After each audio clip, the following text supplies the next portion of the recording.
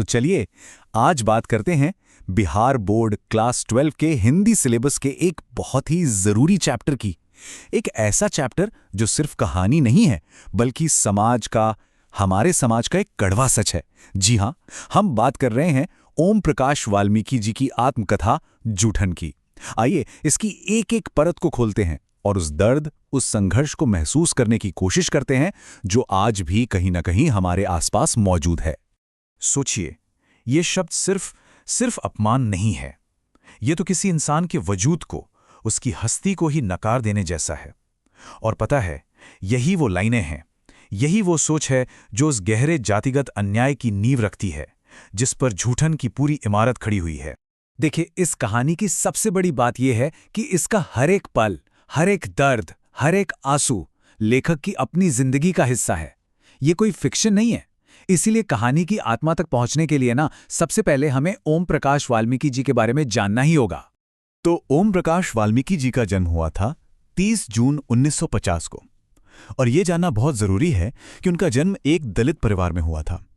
उनका पूरा जीवन और जो कुछ भी उन्होंने लिखा है वो असल में समाज की उस बेरहम व्यवस्था के खिलाफ एक जंग की कहानी है।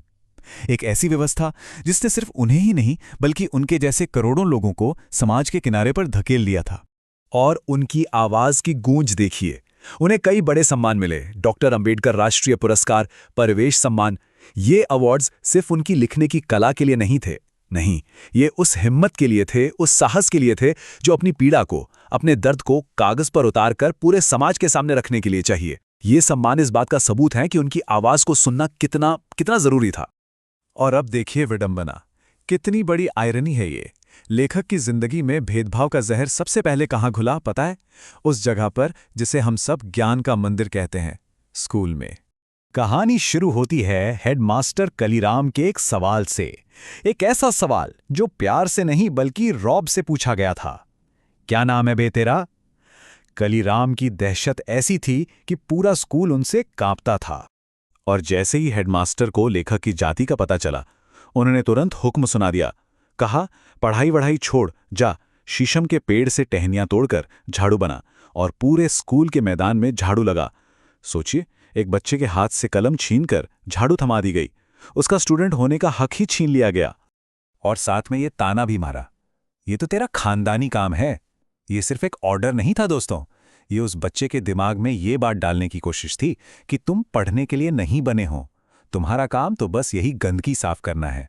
एक पल में, एक झटके में उनकी पहचान एक स्टूडेंट से छीन ली गई। और यह सिलसिला एक दिन नहीं, 2 दिन नहीं, बल्कि पूरे 3 दिनों तक चला। वो छोटा सा बच्चा स्कूल में झाड़ू लगाता रहा और बाकी बच्चे, वो अपनी अपनी क्लास में बैठकर आराम से पढ़ाई कर रहे थे। ये कितना बड़ा, कितना सार्वजनिक अपमान था। ये सब कुछ तब जाके रुका जब एक दिन उनके पिता ने अपने बेटे को इस हालत में देख लिया। और फिर जो उनकी आवाज गूंजी, वो एक दहाड़ थी, एक पिता के दर्द की दहाड़। उन्होंने चिल्लाकर पूछा, कौन सा मास्टर है वो जो मेरे लड़के से झाड़ू लगवाता है? उस जमाने में एक दलित व्यक्ति का इस तरह से हेडमास्टर के सामने खड़े हो जाना, ये कोई छोटी बात नहीं थी, ये बहुत बड़ा हिम्मत का काम था। तो स्कूल की कहानी तो हमने समझी। अब आते हैं इस चैप्टर के टाइटल पर, जूठन। आखिर इस शब्द का मतलब क्या है? और यही इस पूरी आत्मकथा का समझिए केंद्र है। देखिए, जूठन का सीधा सा मतलब है बचा हुआ, झूठा खाना। लेकिन यहां इस कहानी में इसका मतलब सिर्फ खाना नहीं है, ये उस पूरे सिस्टम का, उस पूरी व्यवस्था का प्रतीक है जो इंसानों को दूसरों की फेंकी हुई प्लेटों के टुकड़ों पर जिंदा रहने के लिए मजबूर करती थी। जूठन यानी गरीबी, लाचारी और रोज रोज का अपमान। और ये मिलता कैसे था? जरा इस प्रक्रिया को समझिए। किसी के घर शादी ब्याह हो तो बाहर दरवाजे पर इंतजार करना कि कब मेहमान खाकर पत्तलें फेंकें, फिर उन फेंकी हुई पत्तलों से पूरियों के टुकड़े बीनना, उन्हें घर लाकर धूप में सुखाना और फिर बरसात के मुश्किल महीनों में उन्हीं सूखी पूरियों को खाकर गुजारा करना। ये कोई शौक नहीं था, ये जिंदा रहने की मजबूरी थी। यही उस समाज की सच्चाई थी। ये किताब संघर्षों से तो भरी पड़ी है, लेकिन इसमें कुछ ऐसे पल भी आते हैं जो हमें दिखाते हैं कि कभी-कभी इंसान जिंदा रहने से ज्यादा अपने स्वाभिमान को, अपनी इज्जत को चुनता है। ऐसा ही एक और काम था जो इस समुदाय के लोगों पर जबरदस्ती थोपा गया था, मरे हुए जानवरों की खाल उतारना। सोचकर देखिए कितना मुश्किल, कितना घिनौना काम रहा होगा ये। और इसके बदले में मिलता क्या था? मुश्किल से 10-15 रुपए और साथ में ढेर सारी गालियां। एक बार जब लेखक को भी ये काम करना पड़ा और वो खून और गंदगी से लथपथ घर आए, तो उनकी भाभी ने उनकी माँ से जो कहा, वो शब्द इस कहानी का एक टर्निंग पॉइंट है। उन्होंने कहा, इनसे ये ना कराओ, भूखे रह लेंगे हम, पर इन्हें इस गंदगी में मत घसीटो। ये एक ऐलान था कि हमारी इज्जत, हमारा स्वाभिमान चंद रुपयों से कहीं ज्यादा कीमती है। और फिर वक्त का पहिया घूमता है। कहानी में एक बहुत गहरी विडंबना दिखाई देती है। एक तरफ वो अतीत था जब सुखदेव सिंह त्यागी ने लेखक की मां को अपनी बेटी की शादी में एक पत्तल ताज़ा खाना देने से भी मना कर दिया था, और दूसरी तरफ आज का दिन है। सालों बाद उन्हीं सुखदेव सिंह का पोता सुरेंद्र सिंह लेखक के घर आता है और उनकी पत्नी के हाथ का बना खाना खाकर कहता है कि ऐसा स्वादिष्ट खाना तो उसने अपनी जिंदगी में कभी नहीं खाया। ये क्या दिखाता है? ये दिखाता है कि समाज कैसे बदला, लेकिन शायद पूरी तरह नहीं बदला। तो सवाल ये उठता है कि इन सारी दर्दनाक यादों के जरिए ओम प्रकाश वाल्मीकि जी हमें क्या संदेश देना चाहते हैं? क्या है इस कहानी का निचोड़? असल में ये कहानी सिर्फ एक इंसान की नहीं है, ये कहानी उस पूरे समाज पर एक टिप्पणी है। इसके मुख्य विषय क्या हैं? पहला, जाति व्यवस्था की अमानवीय क्रूरता। दूसरा, अपमान का वो गहरा जख्म जो कभी नहीं भरता। तीसरा, इंसान होने के नाते अपनी गरिमा, अपनी इज्जत के लिए किया जाने वाला संघर्ष। और चौथा और सबसे जरूरी, शिक्षा की ताकत, जो इस अंधेरे से निकलने का एकमात्र रास्ता है। चलिए, अब तक जो भी हमने समझा उसे एग्जाम के पॉइंट ऑफ व्यू से देखते हैं।